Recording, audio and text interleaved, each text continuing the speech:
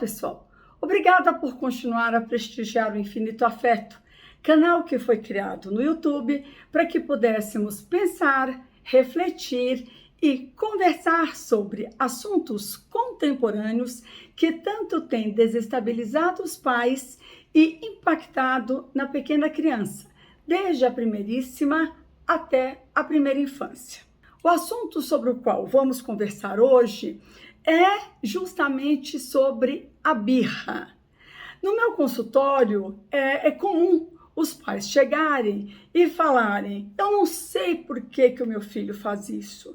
A gente faz tudo por ele, a gente dá tudo que ele quer. E mesmo assim, ele nos faz passar a maior vergonha no shopping, enfim, no buffet, em qualquer lugar que a gente vá. E isso não começou hoje.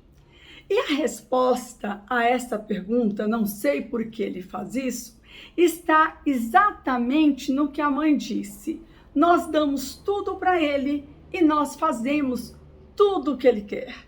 Eu não sei se vocês estão lembrados dos nossos vídeos anteriores, nos quais eu falei sobre o bebê e qual é o sentimento do bebê quando nasce. Na verdade, como é que o bebê se sente quando nasce? Na verdade, ele não sente, porque ele não sabe nada sobre nada.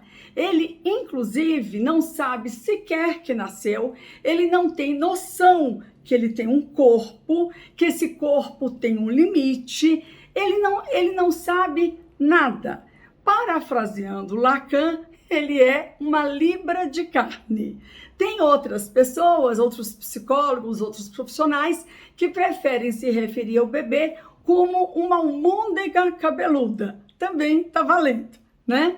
Então, esse bebê, quando nasce, ele, que não sabe nada dele mesmo, pensa que ele é um prolongamento, que ele é uma continuidade da mãe. Ou seja, ele e a mãe e ele são a mesma pessoa.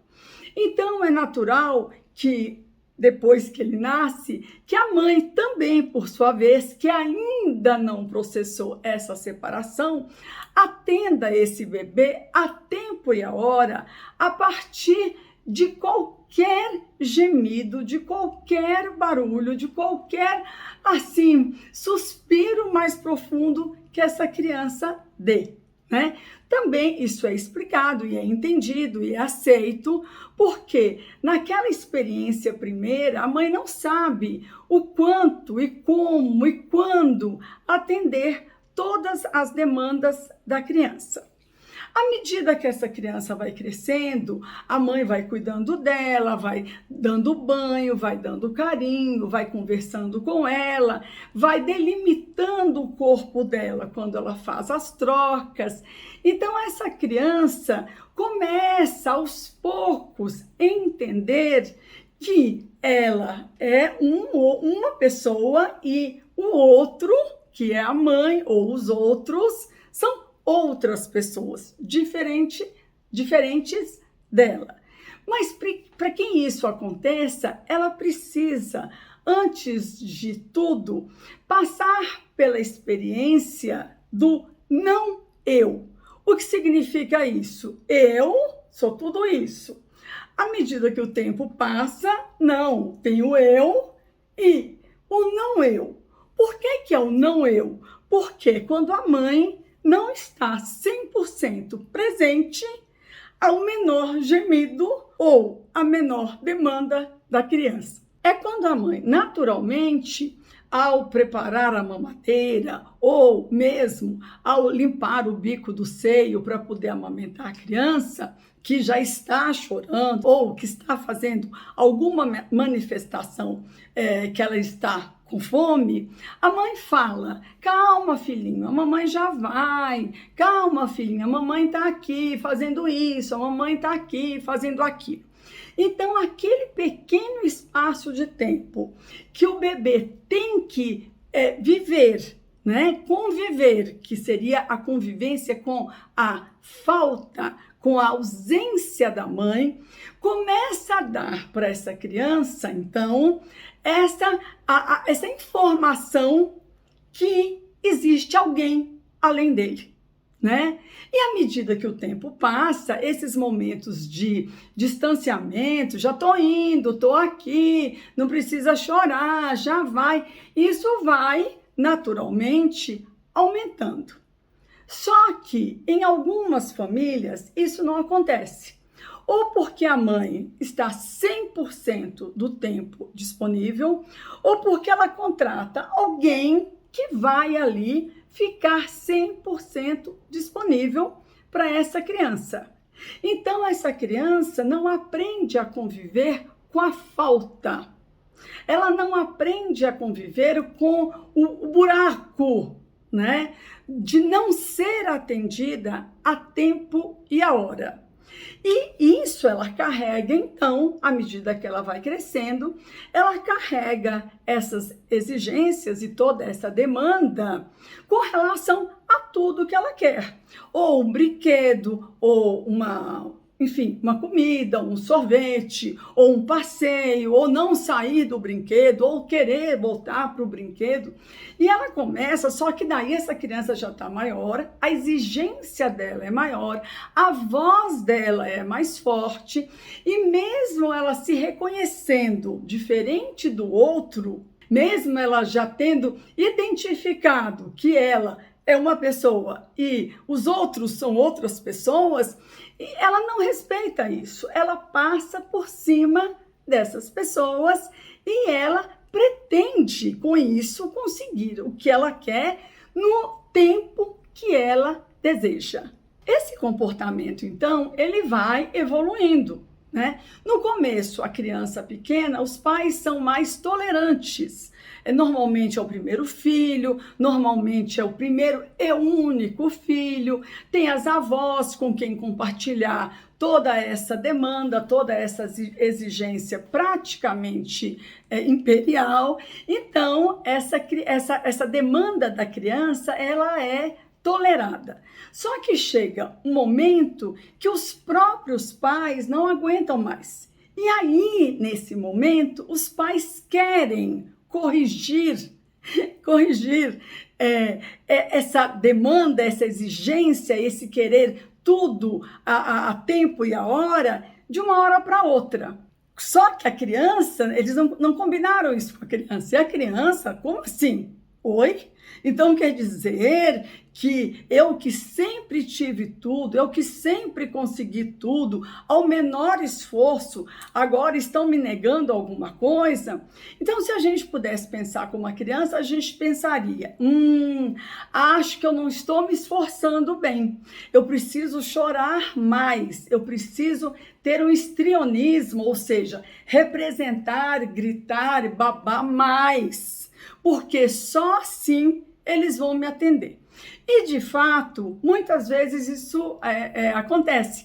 A criança, né, faz uma cena absurda e, diante daquele descontrole ou emocional da criança, ou daquela desorganização emocional da criança, os pais, muitas vezes, eles atendem aquela demanda, seja por vergonha, seja porque tem medo que a criança se machuque ao bater a cabeça no chão. Tem crianças que chegam, inclusive, a, entre aspas, desmaiar. Na verdade, elas desmaiam, elas perdem o fôlego e caem. Só que o sistema nervoso central delas continua a funcionar. Então, vai chegar um momento que o sistema nervoso, o cérebro, vai falar, respira. Isso depois de 3, 4 segundos no máximo. E você tem que esperar essa criança voltar. Normalmente, os pais não aguentam. Pegam a criança e só faltam pedir para ela perdão. E com isso, vocês têm crianças que são imperiosamente mandonas. E os pais, se não o casal, muitas vezes, ou o pai ou a mãe, eles hoje, de uma maneira geral, eles se sentem um pouco ou muito culpados pela ausência deles. Eles não têm tanto tempo para atender às demandas dos filhos, porque mesmo em casa, eles estão absortos com seus trabalhos pela internet. Então, eu já tive casos que foi lançado um álbum de figurinha, não exatamente o álbum da Copa, foi lançado um álbum de figurinhas e o pai teve a paciência de procurar a editora naquele tempo, havia editoras localizáveis, né, para comprar todas as figurinhas. Então, chegou para a criança com aquele pacote de figurinhas. Além dela achar que ela tem superpoderes, ela se achar uma superpoderosa, ela também, com isso, ela perde a competência ou a capacidade dela se relacionar com o grupo. Porque, é claro, se está todo mundo ali batendo bafo para conseguir trocar figurinha, se está todo mundo ali fazendo e se exercitando ao máximo para poder trocar a figurinha, chega alguém com todas as figurinhas e com o álbum totalmente preenchido, 2, 3 dias depois que o mesmo foi lançado, essa criança fica isolada, porque ela não tem mais o que fazer. Por que ela vai trocar figurinha? Por que ela vai fazer bafo para conseguir figurinha, se ela já tem tudo? Então, ela acaba ficando isolada do próprio grupo de amigos. Então, aí a gente já tem duas variáveis, né? Eu quero tudo. Eu sou praticamente um Luís XIV, né? Que achava que é o rei sol, né? As pessoas têm que orbitar à minha volta. E também eu quero tudo, só que eu não tenho amigos, né? Ou eu tenho que começar a desenvolver técnicas para, entre aspas, subornar para alguma pessoa, algum colega, alguém para ser meu amigo, para fazer de conta que é meu amigo, uma vez que só eu tenho todos aqueles privilégios e o outro amigo não tem. Com isso, a criança acaba ficando ensimesmada, ela fica muito sozinha, ela não fica uma criança articulada, ela não consegue no grupo ou liderar ou propor, justamente porque ela se sente excluída, né? Das conquistas, dos desejos, dos desafios que o grupo está passando ou está vivendo.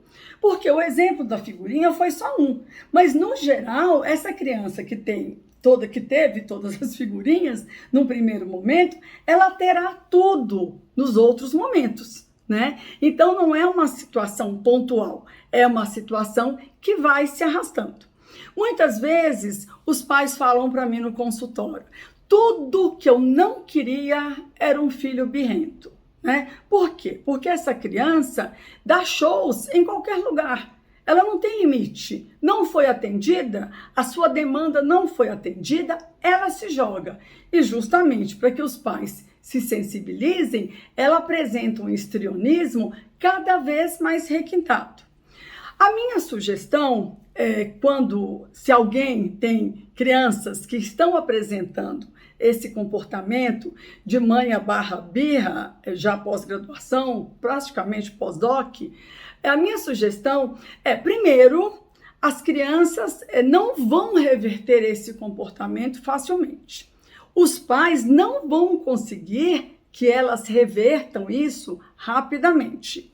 Isso é um processo que tem que ter um começo, um meio e um fim, bem a longo prazo. A primeira coisa é evitar levar a criança em lugares que vocês já sabem que se a criança aprontar alguma coisa, vai ser difícil vocês se controlarem. Exemplos: restaurantes que não sejam McDonald's, casamentos, shopping center, né? Por quê? Porque nesses lugares a exposição dos pais e a observação do entorno é muito maior.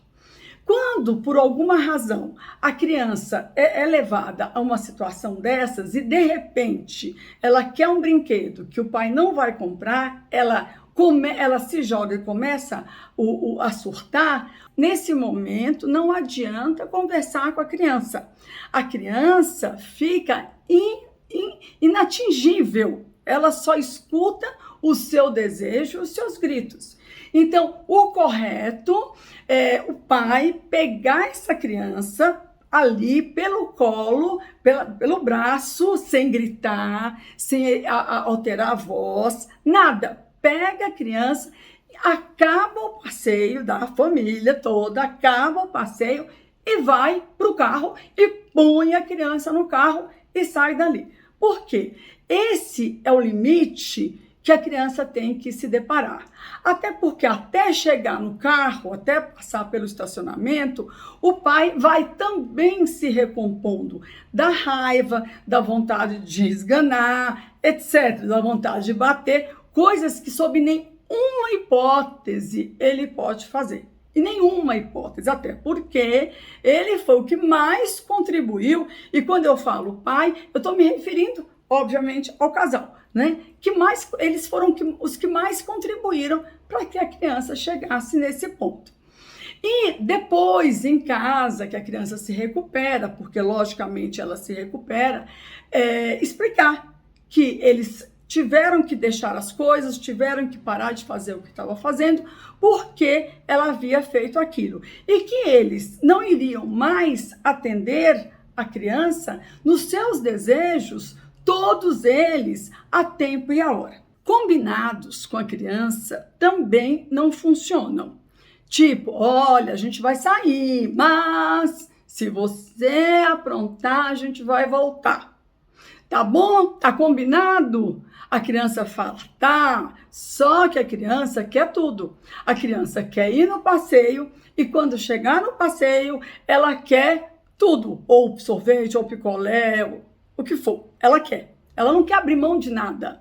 Então, o máximo que eu sugiro que os pais falem é, se tiver show de birra, nós vamos voltar.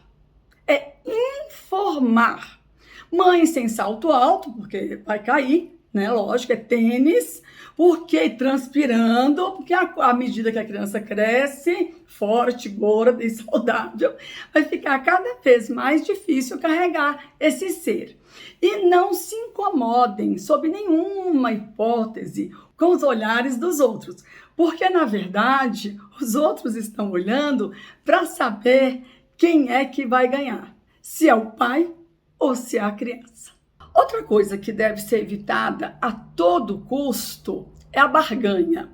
Se você parar, eu te dou mais 2 moedinhas para você ir no brinquedo. Se você parar, não.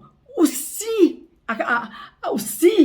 tem que ser eliminado da conversa de pai com filho. Por quê? Vai chegar uma hora que o filho vai falar, se você me der uma Mercedes azul celeste, eu vou estudar para o vestibular. Se você me der uma semana, sei lá eu, aonde, na praia tal, eu vou passar de ano. Então, vocês também vão ensinar para a criança a barganha. E nesse caso, não tem barganha. Não vou dar porque não posso, não vou dar porque eu não quero, não vou dar porque você não precisa.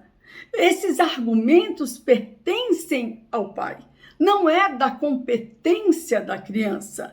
Porque se você fala, inclusive os pais têm que ser mais espertos do que os filhos, porque se você argumenta que não tem o dinheiro, a primeira resposta é, paga com cartão de crédito. Ou então, naquele tempo, né, no meu tempo, paga com cheque.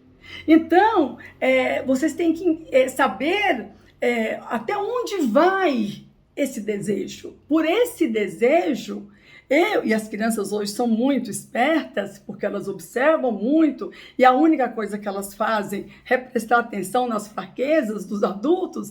A única coisa que ela quer ter é o seu desejo atendido. Essa atitude dos pais, ela tem que valer para dentro de casa e para fora de casa. Há que se ter coerência no que você fala.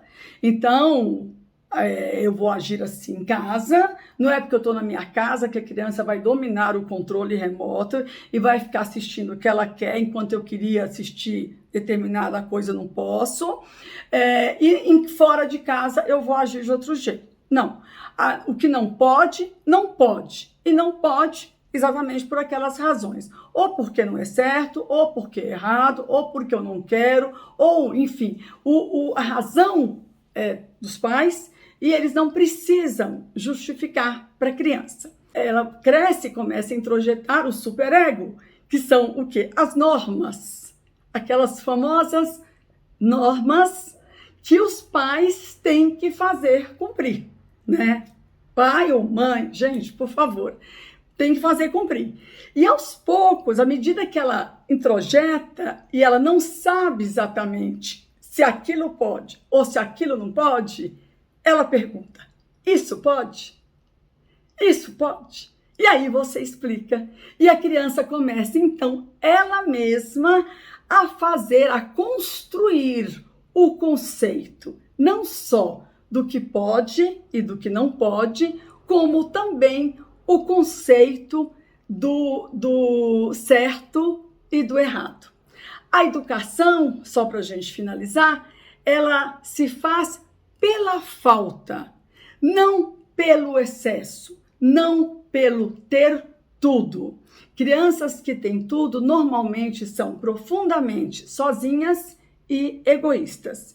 E só tem alguém ao seu redor quando elas também barganham, assim como foi feito com elas também barganham com alguém. Tá bom? Hoje eu fico por aqui.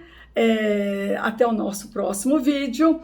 Por favor, se vocês puderem, curtam, para que os algoritmos entendam que esse assunto é um assunto que vai certamente ajudar muitos pais e muitas crianças. Obrigada. É muito bom falar para quem quer escutar.